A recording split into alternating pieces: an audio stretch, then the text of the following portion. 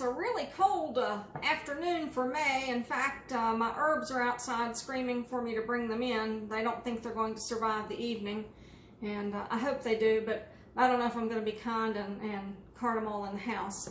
Regardless, I'm cooking again, and this is a weeknight, and so I'm going to make a super simple weeknight dinner that my mom used to make, and it's a pork chop bake. So as usual, I've done some prep work for us. I'm starting with an 8x8 baking dish, and I have sprayed that with some cooking spray. If you want to make the full size of this recipe, you should probably use a 9x13. And I'll start by saying that there aren't any set proportions or quantities for this recipe. It's really hard to mess this one up. As long as you like potatoes and pork chops, you're going to be fine. But I'm doing 8x8, and I'm going to use 2 pork chops. And the first thing I'm going to do is layer in the bottom of my baking dish some potatoes that I've sliced. You don't have to slice these perfectly. They don't have to be layered perfectly. This is not a gratin.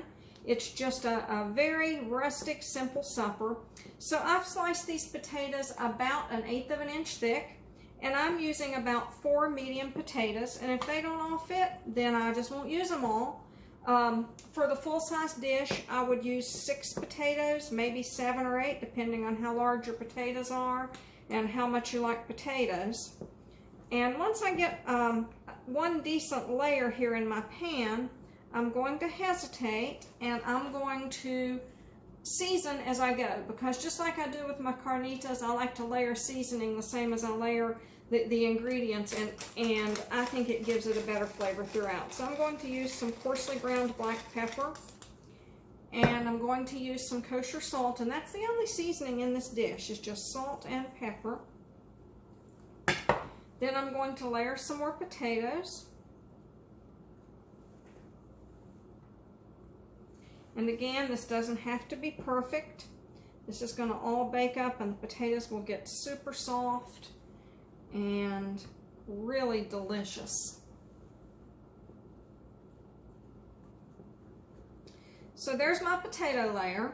Now to that, on top, I have sliced 1 small onion, and I basically halved the onion and then sliced it, and again, about 1/8 of an inch. There's no set rule here. You just don't want it too thick, and I'm going to kind of break those slices up a little as I layer them on top of the potatoes.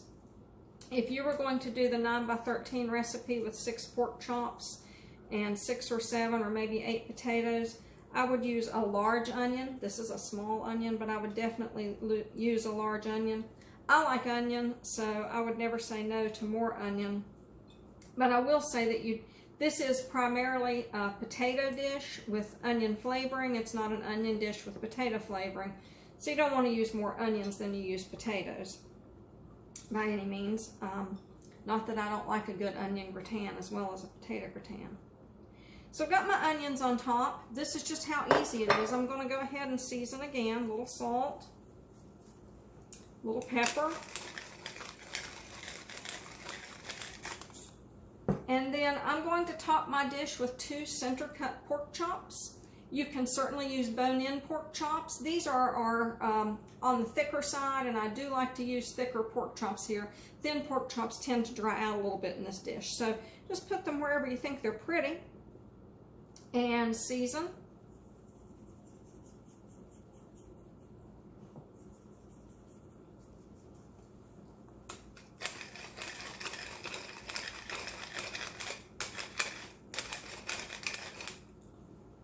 And finally, I'm going to pour in milk into the dish. For the full-size dish, you want to use about 1.5 cups of milk. You'll be able to tell when it starts to come up on the potatoes. So I'm just going to pour. I'm going to try to pour to the corner so that I'm not knocking my spice layer off or my spice off of each layer. I'm using 1 cup of milk in the 8x8 pan. And that's all there is to starting this. Now what you want to do is take this dish and put it in a preheated 400-degree oven. You're going to bake that for about an hour. These pork chops will get nicely browned. The potatoes will soak up that milk. They'll get soft and delicious. The onions will flavor everything, and the salt and pepper. Serve this with a green vegetable. and you have dinner on the table in an hour with very little trouble. And I'll show you the results when we're done. Here are the pork chops right out of the oven. You can see that the chops are nicely browned. The potatoes are done and tender. We've got some browning to the onions. It looks delicious and smells even better. I'm going to scoop out a big serving of potatoes, top it with a pork chop, and serve it with some buttered baby peas for dinner.